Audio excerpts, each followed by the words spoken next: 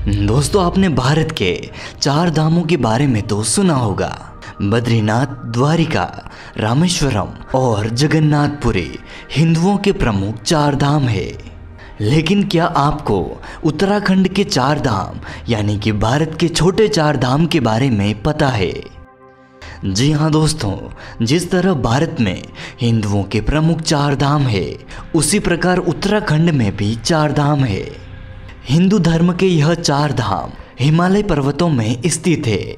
उत्तराखंड के 4 धामों में बद्रीनाथ, केदारनाथ, यमुनोत्री और गंगोत्री शामिल है। इनमें से श्री बद्रीनाथ धाम भारत के प्रमुख 4 धामों में भी शामिल है। दोस्तों, यह 4 धाम भारत के हिंदू तीर्थ स्थलों में से एक प्रमुख तीर्थ स्थल बन चुके हैं, जहां हर वर्ष लाखों की संख्या में श्रद्धालु यात्रा पर आते हैं। पौराणिक मान्यताओं के अनुसार हिमालय की 4 धाम यात्रा करने से मनुष्य के इस जन्म के सभी पाप धुल जाते हैं, साथ ही वह जन्म और मृत्यु के बंधन से भी मुक्त हो जाता है। आइए आपको इस वीडियो में हम उत्तराखंड के इन 4 धाम की कथा आपको सुनाते हैं, साथ ही इन मंदिरों के अंदर के दर्शन भी आपको करवाएंगे। तो आप इस वीडियो को अंत तक जरूर देखें। इस वीडियो को लाइक और शेयर करके चैनल को सब्सक्राइब जरूर करें। साथ ही इस वीडियो के कमेंट बॉक्स में लिखिए 4 धाम की जय। नमस्कार दोस्तों, स्वागत है आप सभी का D2 फैक्ट यूट्यूब चैनल पर। दोस्तों, यदि आप भारत के प्रमुख 4 धामों के बारे में जानना चाहते हैं और उनके दर्शन करना चाहते हैं, तो आप हमारी यह वीडियो जरूर देखें। इस वीडियो में हमने भारत के प्रमुख 4 धामों के बारे में संपूर्ण कथा आपको बताई है, साथ ही इन मंदिरों के अंदर के दर्शन भी करवाए हैं। तो आप इस वीडियो को भी जरूर देखें। आइए दोस्तों, उत्तराखंड के 4 धामों में से पहला है गंगोत्री धाम। गंगोत्री उत्तराखंड के उत्तरकाशी में स्थित है। गंगोत्री भारत की पवित्र नदी गंगा का उद्गम स्थल है, जो कि उत्तराखंड के 4 धामों में से एक है। गंगोत्री में माता गंगा को भागीरथी के नाम से जाना जाता है। यह नाम भागीरथी तपस्वी के नाम पर रखा गया है। उन्हीं के कहने पर माता गंगा स्वर्ग को छोड़कर पृथ्वी पर अवतरित हुई थी। राजा भगीरथ ने अपने 60,000 पूर्वजों की मुक्ति के लिए कठिन तपस्या करके माता गंगा को भगवान शिव की जटा से धरती पर उतारा था। देवप्रयाग में भागीरथी नदी और अलकनंदा नदी के संगम के बाद इस नदी को गंगा नदी के नाम से जाना जाता है। प्राचीन काल में गंगोत्री धाम में कोई भी मंदिर नहीं था। वहां एक मंच हुआ करता था, जिसमें साल के 3 महीने यहाँ के देवी देवताओं की मूर्ति रखी जाती थी। लेकिन 18वीं शताब्दी में गोरखा रेजिमेंट के कप्तान अमर सिंह थापा ने गंगोत्री मंदिर का निर्माण कराया था। यह मंदिर सफेद पत्थरों से निर्मित है। ऐसा माना जाता है कि साल 1935 में जयपुर के राजा माधो सिंह द्वितीय ने इस मंदिर की मरम्मत कराई थी, इसलिए इस मंदिर की बनावट में राजस्थानी शैली देखने को मिलती है। इस मंदिर के कपाट अक्षय तृतीया के दिन खोले जाते हैं। वहीं दीपावली के दिन मंदिर के कपाट संपूर्ण रूप से बंद कर दिए जाते हैं। यहाँ पर दोस्तों मंदिर के पास भागीरथी शिला है। यहीं पर बैठकर भागीरथ ने माता गंगा को पृथ्वी पर लाने के लिए कठोर तपस्या की थी। इस मंदिर में देवी गंगा के साथ यमुना, भगवान शिव, अन्नपूर्णा, देवी सरस्वती, माँ दुर्गा आदि की भी पूजा की जाती है।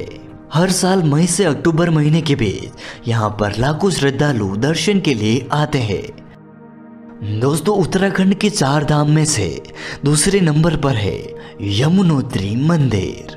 यमुनोत्री मंदिर उत्तरकाशी के बांदरपूंछ के पश्चिमी छोर पर स्थित है।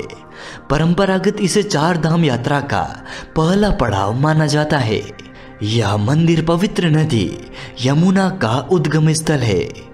एक पौराणिक कथा के अनुसार ऋषि असित मुनि ने अपने प्रारंभिक जीवन में प्रतिदिन गंगा और यमुना नदियों में स्नान किया था। बाद में जब वह बूढ़े हो गए, तब वह गंगोत्री तक पहुंचने में असमर्थ थे।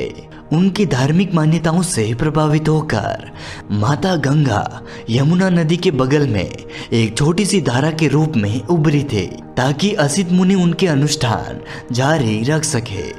माता यमुना को सूर्य देवता और सरयू देवी की पुत्री माना जाता है। उन्हें यमी के नाम से पुकारा जाता है, जो कि बाद में भगवान श्री कृष्ण की पत्नी बनी। यमुनोत्री मंदिर का पुनर्निर्माण 19वीं शताब्दी में जयपुर की महारानी गुलरेया ने करवाया था। मंदिर में एक विशाल शिला है, जिसे दिव्य शिला के नाम से जाना जाता है। यहाँ भी मई से अक्टूबर तक लाखों की संख्या में श्रद्धालु आते हैं। सर्दियों में यह मंदिर बर्फ से पूरी तरह से ढक जाता है, इसीलिए दीपावली के दिन मंदिर के कपाट बंद कर दिए जाते हैं। यहाँ पर दोस्तों आपको बता दूं कि इस मंदिर के आसपास कई गर्म पानी के सोते हैं, जिनमें से सूर्य कुंड सबसे प्रसिद्ध है। यह कुंड उच्चतम तापमान 80 डिग्री सेल्सियस के लिए विख्यात है। ऐसा माना जाता है कि भगवान सूर्य ने अपनी बेटी को आशीर्वाद देने के लिए इस कुंड में गर्म जलधारा का रूप धारण किया था। श्रद्धालु इसी कुंड में आलू और चावल की पोटली कुछ देर के लिए छोड़ देते हैं। जब वह पक जाता है तब देवी को प्रसाद चढ़ाने के बाद स्वयं प्रसाद ग्रहण करते हैं। पौराणिक कथाओं के अनुसार एक बार सूर्य भगवान के पुत्र यम ने भाई दूज के दिन अपनी बहन यमुना को वचन दिया था कि जो कोई भी इस नदी में डुबकी लगाएगा उसे सीधे मोक्ष प्राप्त होगा। इसलिए 4 धाम की यात्रा में यमुनोत्री धाम सबसे पहले आता है। 4 धाम की यात्रा में तीसरे नंबर पर है श्री केदारनाथ धाम। केदारनाथ मंदिर रुद्रप्रयाग जिले में स्थित है। यह 4 धामों में सर्वाधिक ऊंचाई पर स्थित है, जो कि भगवान शिव के 12 ज्योतिर्लिंगों में भी शामिल है। यमुनोत्री से केदारनाथ ज्योतिर्लिंग में जलाभिषेक करना बेहद ही पवित्र होता है। केदारनाथ मंदिर के विषय में एक पौराणिक कथा प्रचलित है, जिसके अनुसार मान्यता है कि महाभारत के युद्ध में विजय होने के बाद पांडव अपने भाइयों की हत्या के पाप से मुक्ति पाना चाहते थे। इसके लिए वे भगवान शंकर का आशीर्वाद पाना चाहते थे। भगवान शंकर के दर्शन के लिए पांडव काशी गए, पर वे उन्हें वहां पर नहीं मिले। वे लोग उन्हें खोजते खोजते हिमालय तक आ पहुंचे। भगवान शिव पांडवों को दर्शन नहीं देना चाहते थे, इसलिए वे वहां से अंतर्ध्यान होकर केदार में जा बसे। दूसरी ओर पांडव भी अपनी जीत के पक्के थे। वे उनका पीछा करते करते केदार घाटी पहुंच गए। पांडवों को अपनी ओर आता देख भगवान शंकर ने एक बैल का रूप धारण कर लिया और वे अन्य पशुओं के झुंड में जा मिले। पांडवों को संदेह हो गया कि भगवान शिव ने एक बैल का रूप धारण किया है। अंततः भीम ने अपना विशाल रूप धारण कर 2 पहाड़ों पर पैर फैलाकर बैल रूपी भगवान शंकर की पूंछ को पकड़ लिया। भीम बलपूर्वक इस बैल पर झपटे, लेकिन बैल भूमि में अंतर्ध्यान होने लगा। इसके बाद भीम ने बैल की त्रिकोणात्मक पीठ को अपने हाथों से पकड़ लिया।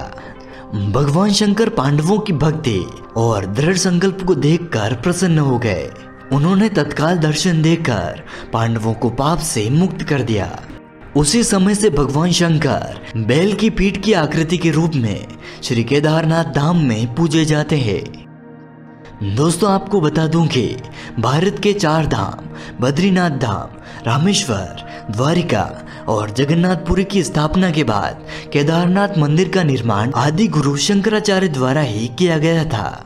इसीलिए इस मंदिर के पीछे शंकराचार्य की समाधि भी स्थित है। सर्दियों में यह मंदिर पूरी तरह से हिमाच्छित हो जाता है। यहाँ के पुजारी दक्षिण भारत के रावल होते हैं। केदारनाथ मंदिर में गौरी कुंड, पार्वती कुंड और हंस कुंड आदि जैसे पवित्र कुंड है। साथ ही यहाँ पर भीम गुफा, ब्रह्म गुफा आदि केदारनाथ धाम के मुख्य पर्यटक स्थल है। उत्तराखंड के 4 धामों में से अंतिम और चौथा 4 धाम है श्री बद्रीनाथ धाम। उत्तराखंड के 4 धामों में से अंतिम और चौथा 4 धाम है श्री बद्रीनाथ धाम।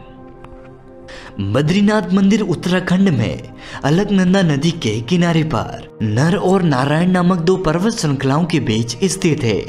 यह मंदिर भारत के 4 धाम उत्तराखंड के 4 धाम और पंचबद्री में भी शामिल है। यह मंदिर भगवान विष्णु के सबसे पवित्र मंदिरों में से एक है।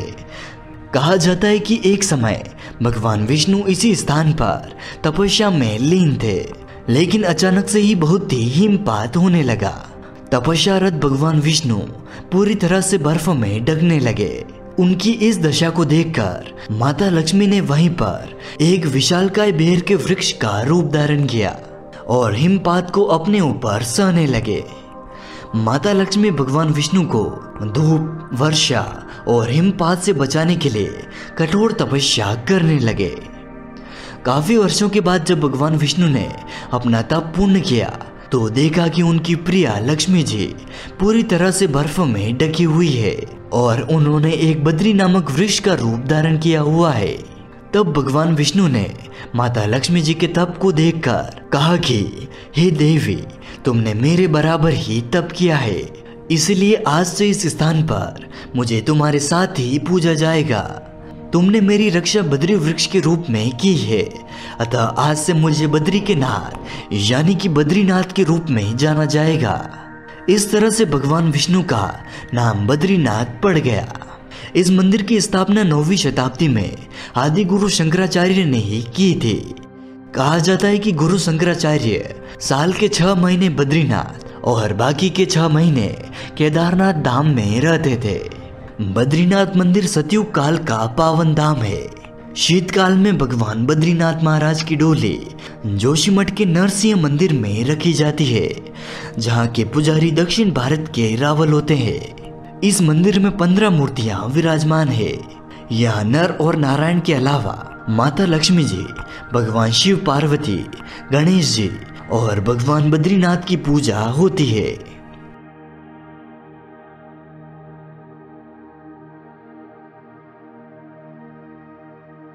हिमालय पर्वत पर स्थित होने के कारण मंदिर के कपाट 6 महीने तक बंद रहते हैं और शेष 6 महीने कपाट खोल दिए जाते हैं। नवंबर माह में दीपावली के बाद मंदिर के कपाट बंद होते हैं। इस मंदिर में दर्शन करने का सबसे सही समय अप्रैल मई से लेकर अक्टूबर माह तक है। तो दोस्तों, उम्मीद करते हैं आपको हमारे द्वारा दी गई यह जानकारी जरूर पसंद आई होगी। अगर आप इन 4 धामों के अलावा भारत के प्रमुख 4 धामों के दर्शन करना चाहते हैं तो आप हमारी यह वीडियो जरूर देखें। विभिन्न मंदिरों की जानकारी और कथा सुनने के लिए आप हमारे चैनल को सब्सक्राइब कर सकते हैं। इस वीडियो को लाइक और शेयर करें। फिर मिलते हैं ऐसे ही नई वीडियो के साथ। तब तक मेरे साथ बोलिए जय श्री हरि विष्णु।